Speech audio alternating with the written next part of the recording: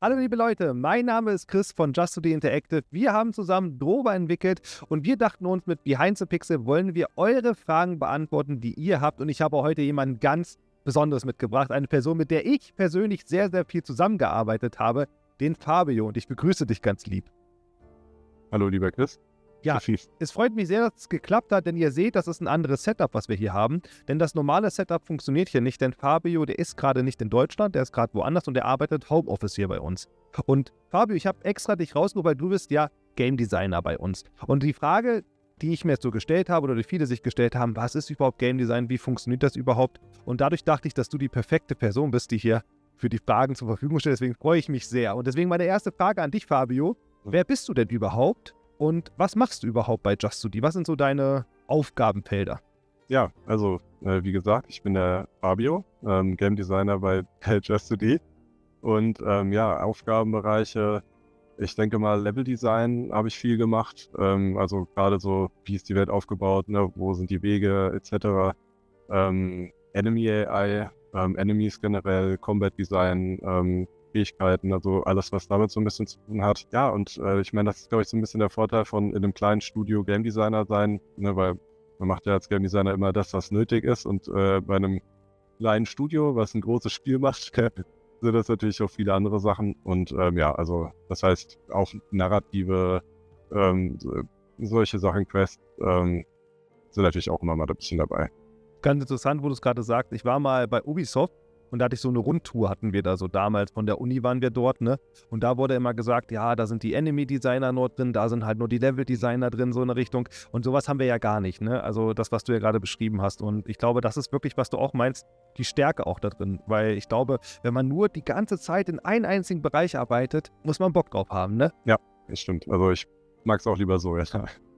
Game Designer, ne? Das ist ja so ein Thema. Game Designer, wie wird man Game Designer? Und ich sage immer ganz gerne, auch im Stream, wenn wir online sind, dass eigentlich jeder, der irgendwie Spiele entwickelt hat, erstmal ein Game Designer ist, sage ich mal. Das ist natürlich eine sehr provokante These, weil Game Designer ist eigentlich viel mehr als einfach nur, ich zocke ein bisschen was und kann dadurch ein Spiel entwerfen. Deswegen ist so meine Frage, was ist denn dein Werdegang? Also wie bist du Game Designer geworden oder was hast du gemacht? Oftmals kommt ja da dann so ein akademischer Laufgang oder sowas ins Spiel. Also gerade in Deutschland ist das ja so so der normale Weg in, ich sag mal, in so Advanced Industries.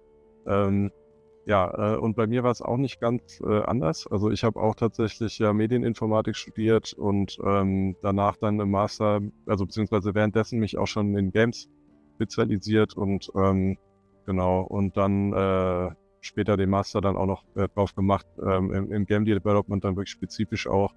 Und mit dem Wissen habe ich dann Praktikas gemacht, hier und da, ein bisschen Industrieerfahrung gesammelt, ne, wie man es halt so kennt. Auch eigene Projekte gemacht, natürlich auch ganz groß im Studium immer schon.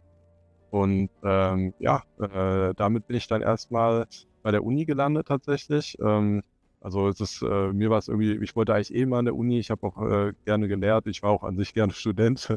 Und deswegen habe ich da dann erstmal ein bisschen so assistierender Dozent oder sowas in der Richtung, würde ich es jetzt mal nennen. Das war auf jeden Fall ein großer Teil von meiner Arbeit. Und habe da ganz viel halt mit Studierenden zusammengearbeitet, an ihren Projekten gecoacht, was so ein bisschen mehr so Director-mäßig ist, aber genau, das hat auf jeden Fall auch schon viel Spaß gemacht. Aber ich wollte dann irgendwann doch auch meine eigenen Games machen, weil ihr kennt das ja auch aus dem Studium. Da sind dann irgendwelche Leute, die ja was erzählen, aber noch nie selbst irgendwie auch mal was geschaffen haben. Und da habe ich mich nicht gesehen. Und deswegen bin ich dann auch über die Kontakte, die ich dann auch schon hatte, dann in die Spieleindustrie reingekommen. Genau. Also sehr, sehr cool. Also ja, ich selber hatte ja auch so ein bisschen so eine ähnliche, also ich glaube alle, die wir haben alle so die ähnliche Geschichte an Uni gearbeitet und so. Und ich finde den Schritt, den du auch da gemacht hast, sehr, sehr cool, dass also es gibt super viele Professoren, die noch nicht etwas selber gemacht haben, aber sich super gut in der Theorie auskennen und das super gut vermitteln. Das ist super cool. Aber ich war auch so ein Typ, genau wie du, der gesagt hat, okay, irgendwann ist der Schritt jetzt mal selber Erfahrung zu sammeln und dann vielleicht wieder in die Lehre später zu gehen, wenn man gesagt hat, hey, man möchte das irgendwie weitergeben. Aber irgendwie muss man sich selber ja auch ausprobieren. Ne? Und ich glaube, es ist ja auch das, was der Unterschied auch ist, den du gerade sagst. Game Design oder ein guter Game Designer, sage ich mal, wird man durch die Erfahrung auch, die man macht, durch die Projekte, die man macht, durch die Herausforderungen, die du während der Projekte ja erst bemerkst. Ne? Das ist ja so das, was einen auszeichnet dann. Und da hatten wir bestimmt auch welche, ne? Ja, man läuft mal über den Weg.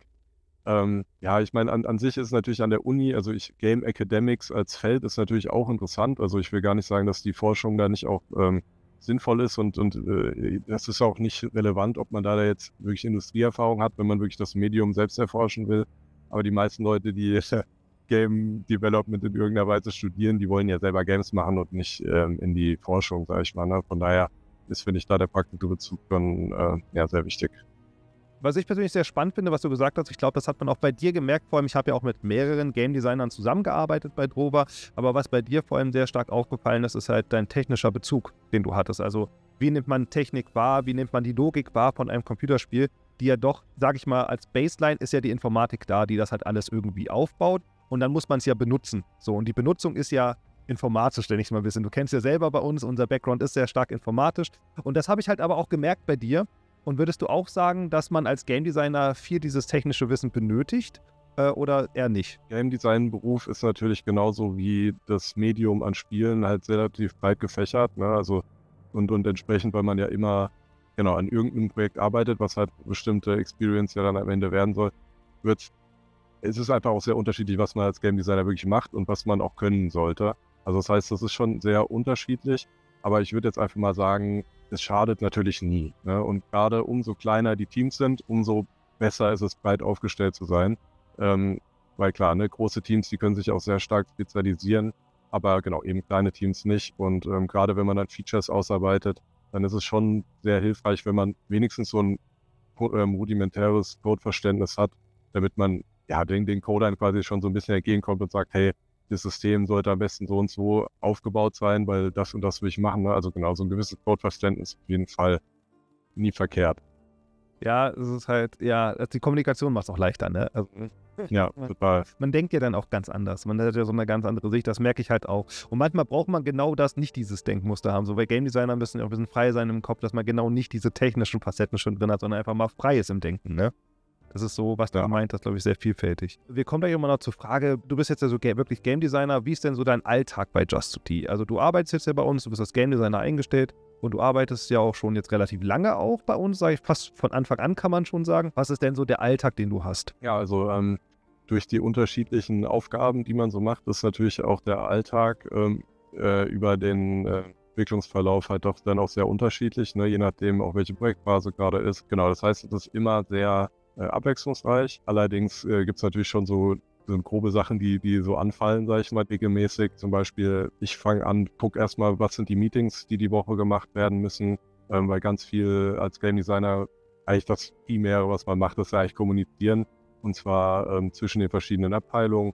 Gucken, ne, dass man mit allen irgendwie kurz schließt, die Vision quasi auch von allen dann irgendwie getragen wird. Ne? Also Kommunikation ganz viel und deswegen auch ganz viele Meetings. Es ist relativ häufig, dass ein Großteil des Workloads auf jeden Fall auch aus Meetings besteht. Das heißt, da muss man schauen, hey, gibt es irgendwelche Abhängigkeiten, ne? Muss das Meeting stattfinden, bevor irgendwas anderes sein kann und sowas in der Art. Das heißt, ein bisschen managen muss man seine Tasks auch. Und ja, ansonsten gibt es natürlich aber auch die Ausarbeitungsphase. Ja? Also das heißt, wenn man dann in Meetings irgendwelche Fazits und To-Dos dann gemacht hat, dann geht es natürlich auch an die Ausarbeitung. Und das ist natürlich eine seines Features, ist das irgendwie neue Quest, Storylines, was auch immer dann gerade ansteht, sozusagen. Genau. Das sind, glaube ich, schon so die zwei großen Pillar, die wir so haben. Ne? Es gibt natürlich dann auch noch natürlich dann auch so Balancing-Sachen. Ne? Das ist dann so sehr projektphasenabhängig, was man da macht. Das heißt, da hängt man dann schon auch viel in Excel-Sheets rum. Also in irgendeiner Weise, da muss man natürlich das, was man ausarbeitet, dann ja auch dokumentieren, genau, damit man damit arbeiten kann. Schon Dokumentation, ja, aber ich glaube, so wie ich in der Uni gelernt habe, haben wir es nicht gemacht. So. Also kennst du ja ein Dokument und sowas halt, das haben wir gar nicht. Ja, ich glaube, das Konzept, das ist auch so auf dem steigenden Ast so ein bisschen. Ich glaube, die Leute sind da so ein bisschen, das ist quasi so ein lebendes Dokument jetzt mittlerweile, ne, die Game Design Dokumentation, weil keine Zeit immer alles übermäßig zu dokumentieren, wenn man es im Endeffekt nicht braucht. Also da haben wir auch viel gelernt, so mit Wiki haben wir gehabt und dann wir hatten es alles es hat aber nicht zu uns gepasst, sage ich mal so auch, ne? Wie wir gearbeitet haben oder so. Wir waren ja auch, was du meinst, wir hatten sehr viele Meetings, wir haben sehr eng gearbeitet. Wir sind ja auch ein kleines Team vergleichsweise mit 100 Leuten oder so. Da hat das einfach irgendwie funktioniert bei uns, ne? Jetzt ist so meine Frage, jetzt so die Leute, die jetzt zuhören oder ihr da draußen, ihr wollt ja auch vielleicht mit Spielentwicklung anfangen, irgendwas tun. Wir haben letztes Mal den Kai gehabt, der über Programmierung so ein bisschen erzählt hat. Meine Frage ist jetzt so an dich, wenn man jetzt wirklich ein Spiel entwickeln möchte und ich selber kann nicht programmieren, ich selber kann auch nicht gute Grafiken machen, sondern ich habe eine Vision, ich habe was im Kopf, ich habe einen Traum im Kopf, sage ich mal, was ein Spiel ist, also so diese Game Design Richtung. Wie sollte man da anfangen oder was sind so die ersten Schritte, die du empfehlen würdest? Man muss so ein bisschen gucken, welche Art von Spielen einem halt irgendwie nahe liegen oder welche Art von Werkzeugen, besser gesagt. Also wenn man jetzt wirklich gar keinen Technical Knowledge oder irgendwie mit Digitalen auch gar nichts machen will, so, ne, dann könnte man überlegen, auch im Boardgaming-Bereich was zu machen. Ne? Also das ist ja auch was, wo viele gerne mit anfangen, mit Paper Prototype, sowas in der Richtung. Genau, das ist dann aber meistens halt dann schon sehr abstrakt. Ne? Das ist dann nichts, was man dann irgendwie macht, um sich dann als Game Designer zu bewerben, außer man macht es für eine Weile und ist dann irgendwann auch gut im Board-Game-Design und so, aber genau, das ist ein kleiner Game-Design-Bereich.